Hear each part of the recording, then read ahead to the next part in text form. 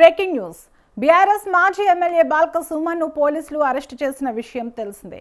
అయితే ఆయనపై BNS 152 సెక్షన్తో పాటు రాజద్రోహం సెక్షన్ కూడా పోలీసులు నమోదు చేశారు.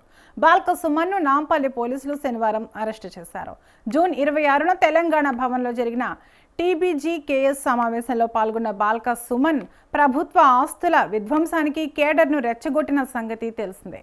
బాల్క సుమన్ చేసిన వ్యాఖ్యలు రాష్ట్రంలో శాంతి భద్రతలకు విఘాతం కలిగించేలా ఉన్నాయని సింగరేణి భవన్ S&PC విభాగం junior inspector B Anand Nampally పోలీసులకు ఫిర్యాదు చేశారు.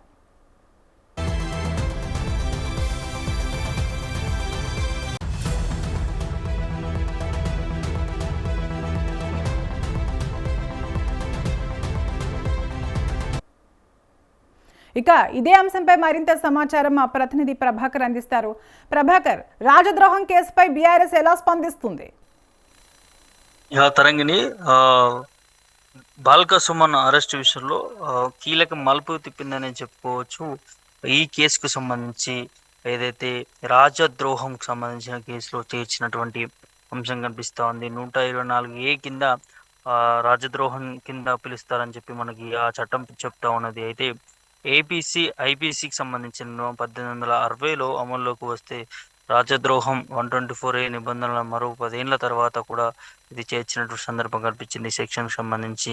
సో 10 సంవత్సరాలు బాల్క సుమన్ జైల్లో ఉండేటటువంటి పరిస్థితి కనిపిస్తూ ఉన్నది. అయితే ఇందులో ఈ చట్టానికి సంబంధించి ఒక్కసారి మనం చూస్తే చట్టబద్ధంగా ఏర్పడిన ప్రభుత్వానికి వ్యతిరేకంగా మాటల ద్వారా కానీ, రాతల ద్వారా కానీ, సైగల ద్వారా కానీ, దృశ్య మాధ్యమం ద్వారా కానీ ప్రజల్లో అసంతృప్తిని, విద్వేషాన్ని, ధిక్కారాన్ని రగిల్చిన, అందుకు ప్రయత్నించిన రాజద్రోహమే అవుతుందనేది ఈ చట్టం చెప్తున్నటువంటి సిచ్యువేషన్ కనిపిస్తూ ఉంది ఈ తరంగిణి. అయితే గరిష్టంగా యావజ్జీవ కారాగార శిక్ష కూడా పడే అవకాశం ఉన్నట్లుగా ఈ సెక్షన్ సంబంధించినటువంటి చెప్తున్నటువంటి సందర్భం. అయితే రాజీనామా కూడా విధించవచ్చు, లేకపోతే 3 ఏళ్ల జైలు శిక్ష.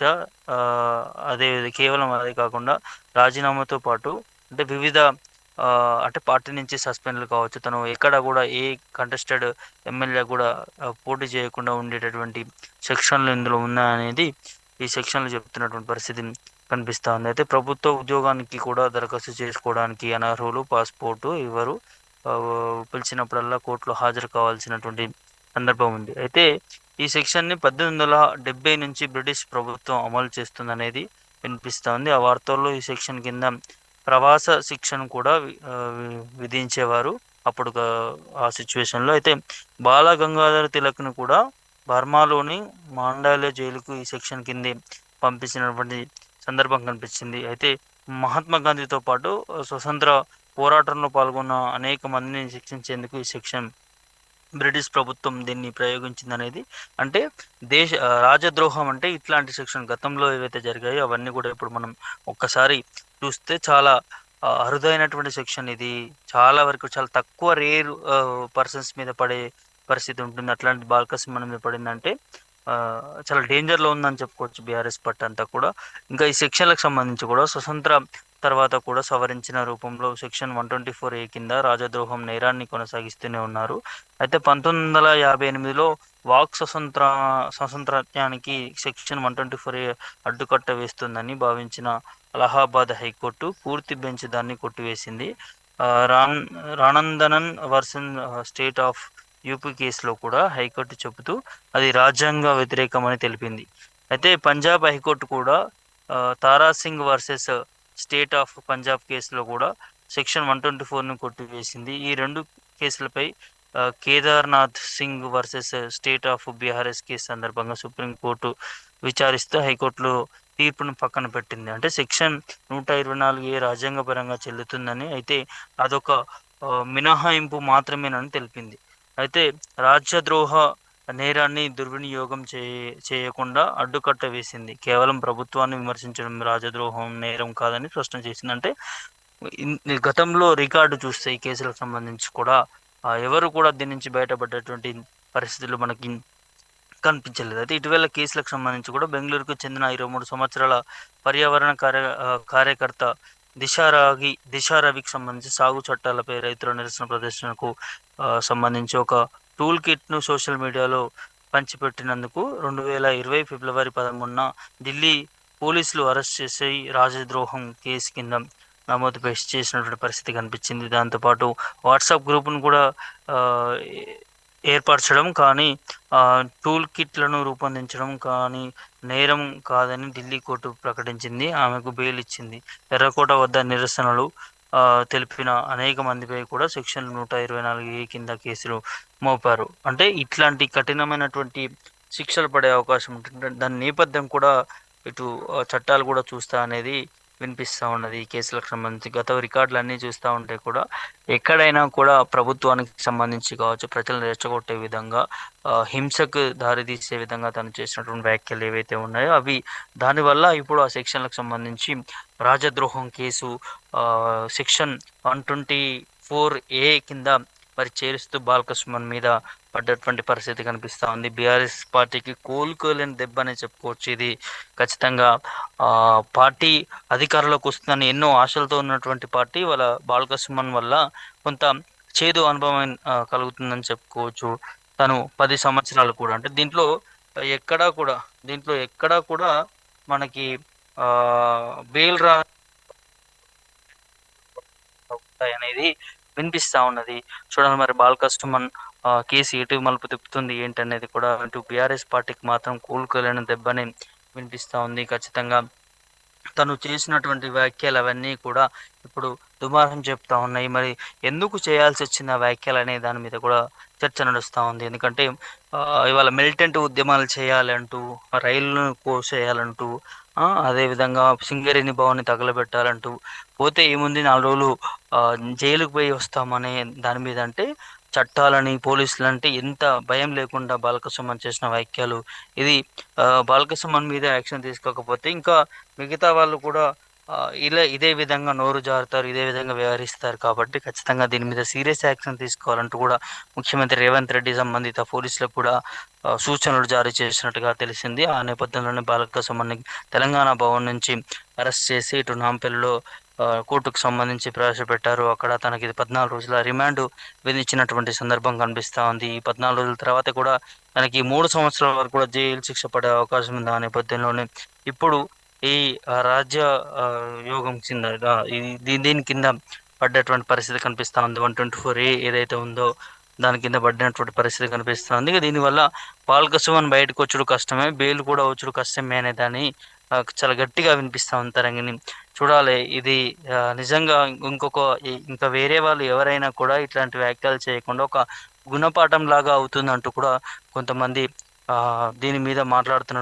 సందర్భాలు కనిపిస్తున్నాయి. కొంతమంది అడ్వకేట్లు కూడా ఇట్లాంటి చట్టాలు గట్టిగానే ఉంటే వేరే ఎవరికైనా రాజకీయ నాయకులు కావచ్చు, వివిధ పర్సన్స్ ఎవరైనా కూడా ఇట్లాంటి సంఘటనలకు పాల్పడకుండా ఉంటారు. ఒక భయం అనేది ఉంటుంది. ఇవాళ రేపట్ల జైలుకు వెళ్ళి వస్తాం ఏముందని సాధారణంగా అయిపోయింది ప్రతి ఒక్కరికి కూడా. ఇట్లాంటి చట్టాలు ఖచ్చితంగా వర్తింపజేస్తే ప్రతి ఒక్కరిలో భయం ఉంటుంది అనేది కూడా కొంతమంది అడ్వకేట్లు మాట్లాడుతున్న పరిస్థితి కనిపిస్తూ ఉంటారని చూడాలి. మరి బాలకృష్ణ కేసు ఎటు మలుపు తిప్పుతుంది ఏంటనేది కూడా చూడాల్సినటువంటి అవసరం ఉంటుంది తరంగిని. ప్రభాకర్, అయితే ఈ కేసుపై కేటీఆర్ రియాక్షన్ ఎలా ఉండొచ్చు? తరంగిణి ఇప్పటి వరకు అయితే అధికారికంగా అటు పార్టీ వెబ్సైట్లో కావచ్చు, పార్టీ సోషల్ మీడియా మాధ్యమాల ద్వారా కావచ్చు, ఎక్కడి నుంచి కూడా స్పందన మాత్రం లేకుండా పోయింది. ఇటు BRS party working president KTR కావచ్చు, హరీష్ రావు కావచ్చు, బీఆర్ఎస్ అధినేత కేసీఆర్ కావచ్చు, ఎవరు కూడా దీని మీద స్పందన లేదు. ఎవరు కూడా ఎక్కడ కూడా మాట్లాడటం లేదు. అందరూ కూడా సైలెంట్ అయిపోయినటువంటి పరిస్థితి కనిపిస్తూ ఉంది. బీఆర్ఎస్ శ్రేణుల్లో కూడా కొంత గందరగోళం పరిస్థితి కనిపిస్తూ ఉన్నాయి. ఎందుకంటే ఇక నుంచి ఎవరు కూడా ఇట్లాంటి వ్యాఖ్యలు చేయకూడదు అంటూ ఒక ఇన్స్ట్రక్షన్స్ కూడా పార్టీ నుంచి వచ్చే అవకాశాలు ఉన్నట్టుగా కనిపిస్తూ ఉన్నాయి. ఇది ఒక బీఆర్ఎస్ పార్టీకి చాలా కూలుకొని దెబ్బగానే చూడాలి. ఎందుకంటే పార్టీ ఇప్పుడిప్పుడే పెంచుకుంటా ఉంది, ప్రజల్లోకి వెళ్తూ ఉన్నారు, మమేకమవుతూ ఉన్నారు, ప్రజల్లో తిరుగుతూ ఉన్నారు.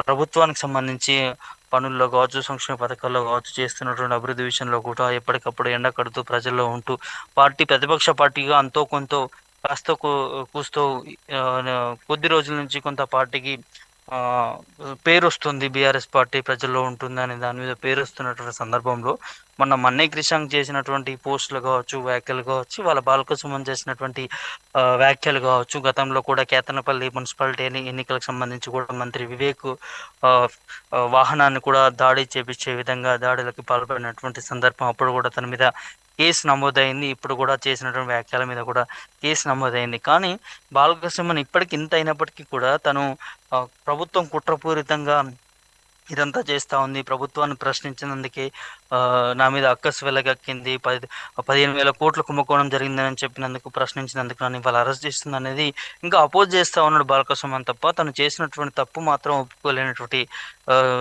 సిచ్యువేషన్ చూసాం బాలకృష్ణ నుంచి. దాంతోపాటు అడ్వకేట్లు కూడా చెప్తా ఉన్నారు తను అట్లాంటి వ్యాఖ్యలు చేయలేదు. ఇది కావాల్సుకొని కొంత ఏఐ వీడియో ద్వారా చేసి మా బీఆర్ఎస్ నాయకులను బాలకృష్ణ ఇబ్బంది పెడతా ఉన్నారు అనేది ఇటు బీఆర్ఎస్ అడ్వకేట్ కూడా చెప్తున్నారు. కానీ ఇటు క్లియర్గా మనకు కనిపిస్తూ ఉన్నది తను మాట్లాడినటువంటి ఏదైతే బీఆర్ఎస్ పార్టీకి సంబంధించినటువంటి యూట్యూబ్ లైవ్ లింక్లోనే క్లియర్గా తను మాట్లాడినటువంటి సందర్భం. అది తెలంగాణ భవన్ వేదికనే అది ఆ వీడియో రికార్డ్ అయినటువంటి సందర్భం. అంటే అక్కడ ఆ వేదిక నుంచి ఎవరు కూడా దాన్ని ఏఏ ద్వారా కానీ ఇంకో తీరు కానీ మార్చడానికి వీలేదు. ఎందుకంటే అది బీఆర్ఎస్ పార్టీ యూట్యూబ్ ఛానల్లోనే లైవ్ లింక్లోనే క్లియర్గా కనిపిస్తూ ఉంది. అక్కడికి వెళ్ళి చేయాల్సినటువంటి అవసరం ఉంటుందా అంటే అది 100% కూడా ఉండే అవకాశం ఉండదు. ఎందుకంటే అది లైవ్ లింక్స్ కాబట్టి అప్పటికప్పుడే రికార్డ్ అయిపోతాయి, దాన్ని మళ్ళీ రీచ్ చేయడానికి ఉండదు. సో ఇప్పుడు ఇక్కడే బీఆర్ఎస్ పార్టీ కావచ్చు, సుమన్ కావచ్చు, అడ్వకేట్లు కావచ్చు దొరికిపోయినటువంటి పరిస్థితి కనిపిస్తూ ఉన్నది. ఖచ్చితంగా తను వ్యాఖ్యలు చేశాడు, నోరు జారిపోయాడు. దానివల్ల ఏమైతుందిలే అనుకున్నాడు. కానీ ఇప్పుడు తీరా అది రివర్స్ ఫైర్ బ్యాక్ అయినట్టుగా రివర్స్ బ్యాక్ అయినటువంటి పరిస్థితి కనిపించింది. సో మరి ఇప్పటి వరకైతే అధికారికంగా కావచ్చు బయటికి మాత్రం ఎవరు కూడా బీఆర్ఎస్ నాయకులు ఎవరు కూడా దీని మీద స్పందిస్తలేరు తరంగిణి. ప్రభాకర్, అయితే ఈ బాల్క సుమన్ అరెస్టుతో బీఆర్ఎస్ బగ్గుమంటుందన్న విషయం అయితే అందరికీ అర్థమవుతుంది. అయితే ఇలాంటి పరిస్థితుల్లో బీఆర్ఎస్ కార్యకర్తలు కావచ్చు, బీఆర్ఎస్ పార్టీ శ్రేణులు కావచ్చు ఆందోళనలు చేసే అవకాశం ఉందా? రేపు మార్నింగ్ ఏదైనా చేసే అవకాశం ఉన్నట్టుగా కనిపిస్తూ ఉంది తరంగని దీని మీద. ఎందుకంటే బాల్క సుమన్ ఒక సీనియర్ నాయకుడు బీఆర్ఎస్ పార్టీ నుంచి. తను 2 సార్లు ఎమ్మెల్యేగా గెలిపొందినటువంటి నాయకుడు. అదేవిధంగా కేటీఆర్కు అత్యంత సన్నిహితుడు. ఒక తమ్ముడిలాగా భావించుకుంటాడు కేటీఆర్ బాల్క సుమన్ని. అదేవిధంగా కేసీఆర్ కూడా అత్యంత సన్నిహితుడు, ఒక కొడుకులాగా చూసుకుంటాడు కేసీఆర్ కూడా బాల్క సుమన్ను. సో పార్టీకి కీలక నేత కాబట్టి ఖచ్చితంగా ప్రభుత్వ కుట్రపూరితంగా చేస్తుందనే ప్రచారాన్ని, గ్లోబల్ ప్రచారాన్ని బీఆర్ఎస్ పార్టీ కార్యకర్తలతో కావచ్చు, నేతలతో కావచ్చు రేపు కొన్ని ముట్టడిలు, కొన్ని ధర్నాలు, కొన్ని నిరసన సెగలు ప్రభుత్వానికి గుప్పించే విధంగా కొంత కార్యాచరణ తీసుకోబోతున్నట్టుగా మరి మనకి కనిపిస్తూ ఉంది. సిచ్యువేషన్ అంతా చూస్తూ ఉంటే కూడా రేపు అన్ని చోట్ల బీఆర్ఎస్ పార్టీకి పెద్ద ఎత్తున ఆందోళన చేసే పరిస్థితులు కేటీఆర్, అదేవిధంగా వర్కింగ్ ప్రెసిడెంట్ కేటీఆర్, దాంతోపాటు మిగతా నేతలందరూ కూడా తీసుకుని ఈ ప్రోగ్రాంలో పాల్గొంటారనే దాని మీద కూడా ప్రస్తుతం సిచ్యువేషన్ చూస్తూ ఉంటారు, అర్థమవుతూ ఉంటారని. సో చేయొచ్చు, భారీ ఎత్తున ఆందోళన చేయొచ్చు, వారి మీద కూడా కొన్ని కేసులు అయ్యే పరిస్థితులు కూడా ఉంటాయి. సో ఏది ఏమైనప్పటికీ కూడా బీఆర్ఎస్ పార్టీ ఇప్పటికైనా ఆచితూచి అడుగులు వేయాల్సినటువంటి అవసరం ఉంటుంది. ఇష్టం వచ్చినట్టుగా మాట్లాడితే ఖచ్చితంగా పోలీసులు ఉంటారు, చట్టాలు ఉంటాయి, ఇవన్నీ కూడా శిక్షిస్తాయనే ఆ భయాన్ని బీఆర్ఎస్ ఒకసారి వారు ఆలోచించాలి, ఆలోచించి జాగ్రత్తగా మాట్లాడాలి అనే దాని మీద కొంత ప్రజల నుంచి కూడా వారికి ఒక హితోబోధం చేసినట్టుగా, వారికి కూడా చెప్తున్నట్టుగా ఇవడైనా మారాలి బీఆర్ఎస్ నాయకులని చెప్తున్నట్టుగా ఇటు ప్రజల నుంచి కూడా వినిపిస్తూ ఉంటారు. Okay, right. Thank you Prabhakar.